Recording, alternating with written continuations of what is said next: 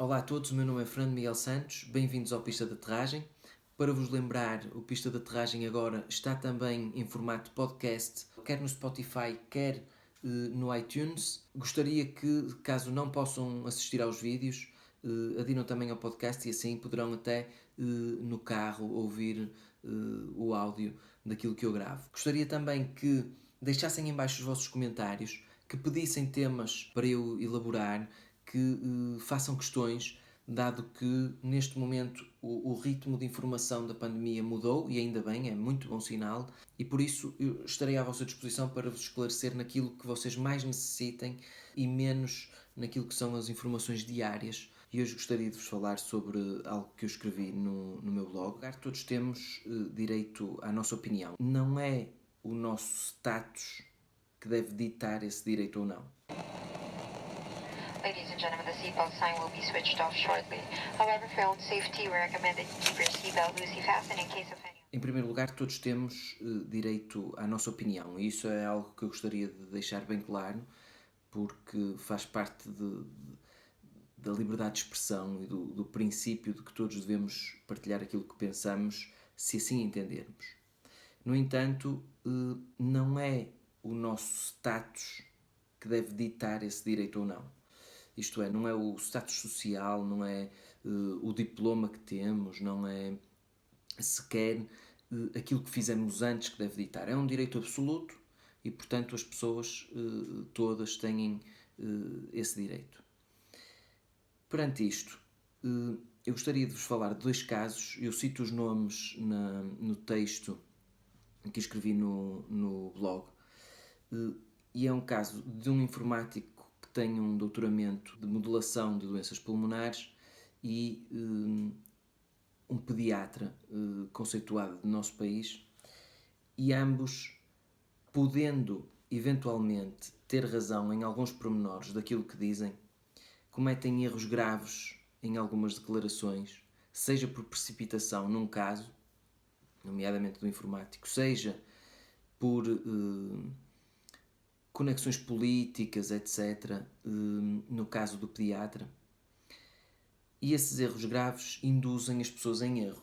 O que é que acontece? Todos nós sabemos que a disseminação de notícias falsas se tem praticado com alta intensidade durante esta pandemia, e algo que eu gostaria também de frisar é que a culpa é maioritariamente de quem partilha essas informações. Não em primeira análise, porque partindo do princípio que todas as pessoas têm uma boa intenção, essas pessoas provavelmente tiveram a intenção de colaborar e de alertar, etc. Mas a culpa é também de quem partilha indiscriminadamente. E aí é que entra a questão do status social. Não é por determinada pessoa ter feito algo durante a sua vida que fez dela um especialista em determinada área que não pode errar. E, portanto, nós quando partilhamos algo temos a responsabilidade de verificar se aquilo é verdadeiro ou não. O caso mais gritante destes dois casos, no caso do informático, ele dedica-se à análise matemática da evolução da pandemia e já foi extremamente refutado por outros técnicos da mesma área, por outros especialistas, e, portanto, há declarações que eu tendo a concluir perante essas refutações, tendo a concluir que também não estão corretas. No caso do pediatra é algo extremamente grave, porque até o verificador de factos do Facebook já apresenta aquele ecrã acinzentado por cima da publicação e com a indicação de serem informações falsas. E, no entanto, são informações que têm mais de 1000 partilhas, algumas mais de 500 partilhas, enfim, têm uma repercussão relativamente grande. E quando, num determinado momento, me foi partilhada essa informação e me foi solicitada a minha opinião, inicialmente por uma amiga e em privado, através do WhatsApp, eu contradisse logo, porque há uma notória falta de conhecimento a nível do que a pandemia nos trouxe, e no caso posterior, um conhecido meu fez uma partilha muito elogiosa. O que se vê é que o facto de a pessoa ter um bom desempenho na sua profissão, de ser uma pessoa competente, segundo a opinião de quem partilha as informações, isso valida tudo o resto que determinado indivíduo vai fazer. E portanto o que eu queria deixar claro é que, por exemplo, eu posso ser extremamente agradável com os meus doentes e não é isso que deve ditar a partilha, por exemplo, deste meu conteúdo. A partilha deste meu conteúdo deve ser avaliada por vocês e, portanto, ser partilhada em consequência dessa análise e não em consequência daquilo que é o meu desempenho de trabalho. Porque, por exemplo, há pessoas que escrevem muito bem, mas se o conteúdo que estiver dentro do texto for falso, de que vale o texto? Nestes dois casos é exatamente isso que acontece. Claro que mais cedo ou mais tarde iriam aparecer imensas pessoas a dizer que afinal a pandemia não teve assim tanto efeito, em Portugal não fomos muito atingidos e que provavelmente foi exagero termos procedido ao confinamento geral, ao estado de emergência, etc. Mas as análises retrospectivas têm todas um grande defeito, que é, são feitas através da retrospecção. Ou seja, quando nós olhamos para o resultado de algo e dizemos que os atos que tomamos antes não são responsáveis, provavelmente estamos errados. Porque o confinamento teve uma influência, seja ela qual for, nos resultados que Portugal teve.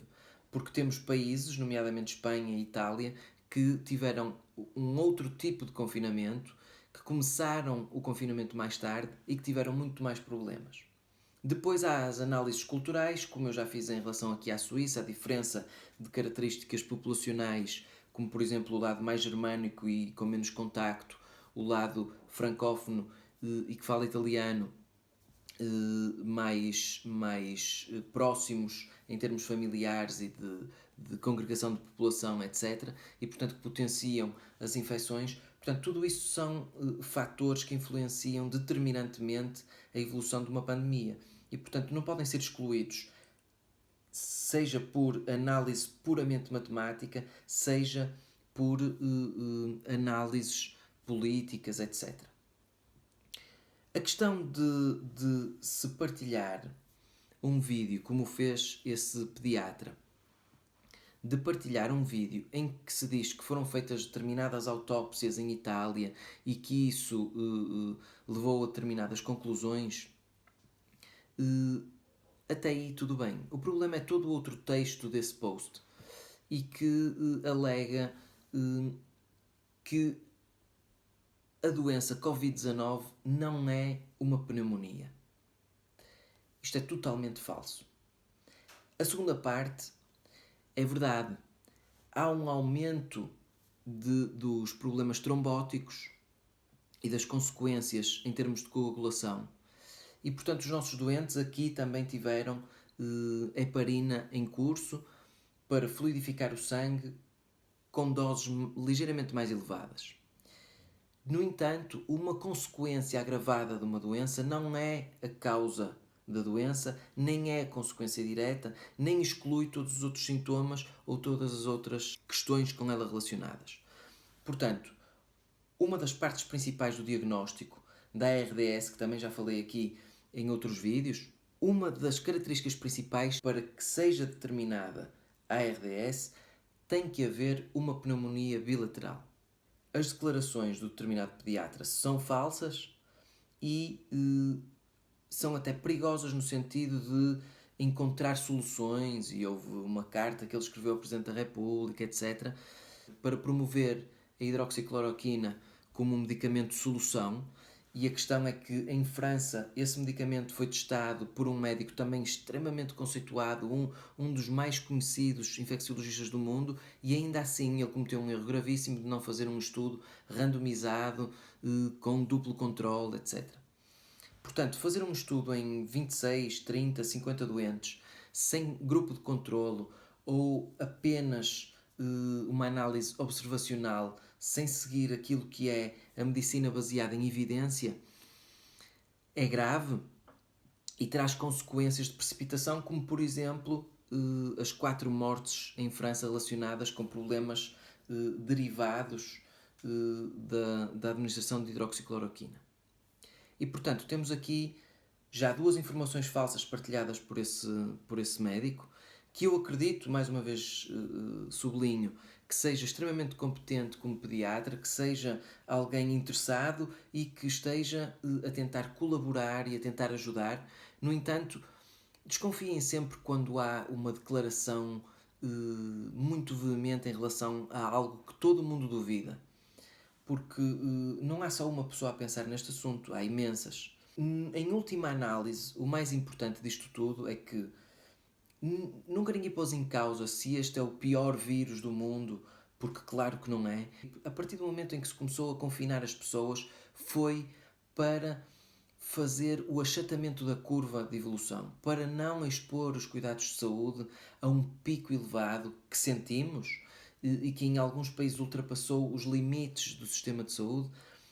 Aquilo que temos que pensar é que, em última análise, à parte cálculos matemáticos feitos por especialistas, à parte conclusões precipitadas feitas por alguns médicos, seja de que país for,